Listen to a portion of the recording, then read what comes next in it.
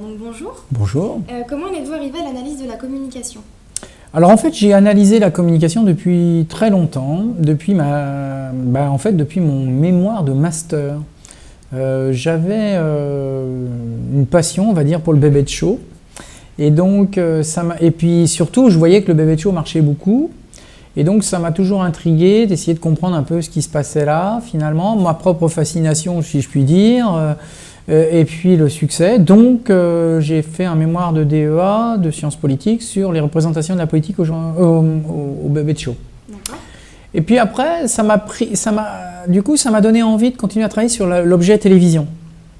Et ça n'a pas été sans mal parce que, a priori, mes professeurs de sciences politiques à Sciences Po étaient un peu réticents.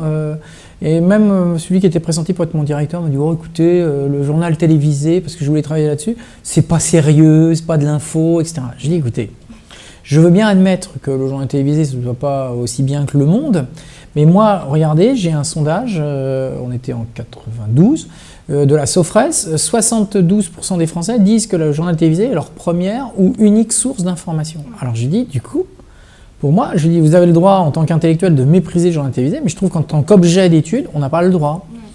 Donc, j'ai réussi à imposer, c'est avec cet argument, il m'a dit, ah oui, effectivement, bon, parce qu'il n'avait pas la télé, hein, mon directeur de télévision. Et ma grande fierté, c'est au bout de 2 ans, il a acheté la télévision. Donc, je l'ai tellement tanné. Et donc, du coup, j'ai travaillé sur le journal télévisé, là, et du coup, sur le traitement politique, le traitement de l'information politique au journal télévisé.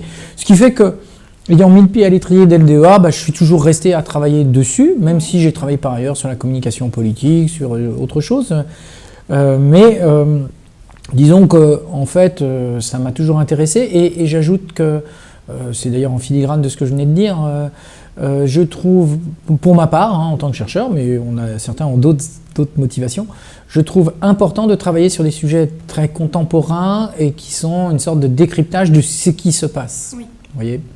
Donc du coup, la télévision, c'était encore le média phare à l'époque, c'était considéré à tort ou à raison comme une source d'influence importante, donc il fallait le décrypter, il fallait comprendre. D'accord. Et donc quels sont vos projets professionnels pour la suite? Alors en fait, moi depuis plusieurs années, je travaille, je reviens sur mes objets d'études. Ouais. C'est-à-dire que j'ai travaillé, donc, comme je l'ai dit, sur la médiatisation, le journalisme, et puis sur la communication politique, entendue au sens large, y compris par exemple la médiatisation des guerres ou ce genre de choses, et les stratégies de communication des militaires. Bon. Et en fait, depuis 2010, j'ai créé un observatoire du web journalisme, couplé à la création d'une licence professionnelle qui est devenue depuis un master de web journalisme, avec cette idée pour moi que, du coup, il faut prendre au sérieux les transformations numériques et comprendre ce qui se passe. Et ce qui m'a amené à me dire, finalement, je vais reprendre mes terrains de recherche anciens, j'allais dire traditionnels, à l'aune des transformations numériques. Donc du coup, à partir de 2010, j'ai créé cet observatoire du web journalisme en disant quelles sont les transformations numériques de la presse, du métier de journaliste, quelles sont les transformations également numériques du marketing politique, de la communication électorale, ce genre de choses.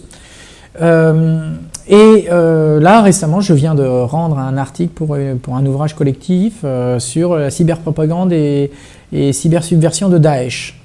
Donc, je n'avais pas encore retravaillé sur les questions de guerre, médiatisation, etc. Donc, à l'aune numérique, donc ça y est, je viens enfin d'avoir le temps de le faire. Et ce qui m'amène à une évolution, c'est qu'à l'intérieur de ça, j'ai pu constater que les réseaux sociaux numériques avaient une importance très importante. Et donc, j'ai fini par travailler de façon un peu systématique sur, pas seulement les transformations numériques, mais carrément les réseaux sociaux. Donc, j'étais co-rédacteur d'un projet de recherche sur Twitter pendant les élections européennes, dans 6 pays européens, avec des collègues internationaux. Je co-dirige un projet de recherche sur la parole sociale d'Ebola dans les pays d'Afrique. Et puis, je dirige un projet financé par l'Agence nationale de la recherche sur partager et commenter l'information sur Twitter. Donc, et aussi Facebook, parce qu'on a... Bon, bref. Donc, maintenant, je finis par dire qu'avant j'étais spécialiste de médias, information et de communication politique, et aujourd'hui je suis spécialiste de ça et de réseaux sociaux, parce que je finis par étudier quasiment les réseaux sociaux en tant que tels. D'accord, très intéressant en tout cas. Et donc comment essayez-vous de lier vos recherches et la communication pour rendre vos travaux publics? Alors pour ma part, depuis toujours, j'ai considéré qu'il était normal et que ça faisait partie du job de répondre à ces sollicitations médias. Donc, sauf quand vraiment je me sens pas sur le sujet ou que je suis pas disponible, ce qui arrive aussi quand même, je refuse rarement une sollicitation de médias. Voilà, disons que je suis un bon gars, on me demande un service, je veux bien le rendre, on va dire ça comme ça. Donc, moi, j'ai jamais eu de réticence à faire cela. Et quand j'ai enseigné à l'Université de Genève, quand on remplissait la fiche d'évaluation, il y avait vos activités de publication en recherche, vos participations à des colloques, vos activités pédagogiques, et il y avait quelque chose, une formule qui m'a beaucoup plu, qui m'avait interpellé au départ, mais service à la cité.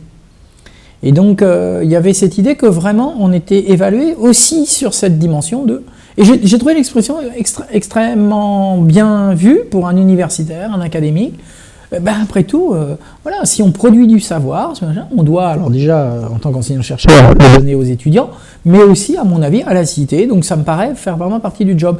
Donc il y a ça, puis du coup, très rapidement, avec une collègue, Nathalie Pignard-Chenal, on a créé aussi un site de l'Observatoire du web journalisme.